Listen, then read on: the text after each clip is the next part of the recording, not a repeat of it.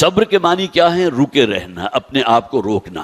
گناہوں کی ترغیب ہے، آپ نے اپنے نفس کی باغوں کو روک کے رکھا، تھامے رکھا، یہ بھی صبر ہے۔ صبر عن المعصیہ، گناہ کے کام میں، فسق و فجور کے کام میں ملوث ہونے سے اپنے آپ کو بچائے رکھنا، یہ بھی صبر ہے۔ صبر علی الطاعہ بھی ہے، اللہ کے حکم پر عمل کرنے میں اگر آپ کو اپنے اوپر کوئی سختی جھیلنی پڑتی ہے، شدید سردیاں ہیں، بہت ٹھنڈا پانی ہے، ادھر اذان کی، فجر کی اذان کی آواز آپ کے کانوں میں آ گئی، اب نفس جو ہے آپ کو کوشش کر رہا ہے کہ ابھی لیٹے رہو، جب سورج نکلے گا تو بعد میں پڑھ لیں گے۔ یہاں آپ نے گویا کہ اپنے اس نفسانی خواہش کو اوورکم کیا اور اللہ کے حکم پر عمل کرنے کے لیے اٹھے ہیں، آپ نے وضو کیا ہے، خواہ وہ کتنا ہی یخ پانی تھا، مسجد میں حاضر ہو گئے، یہ صبر عن الطاعہ ہے۔ اور اسی طرح صبر جسے ہم بھی جانتے ہیں، صبر علی البلاء، کوئی تکلیف ہے، کوئی مصیبت ہے، کسی نے کوئی ایسا کٹتا ہوا جملہ جو ہے کہہ دیا ہے جو آپ کے جگر کے پار ہو گیا، لیکن آپ نے اپنے آپ کو کنٹرول میں رکھا۔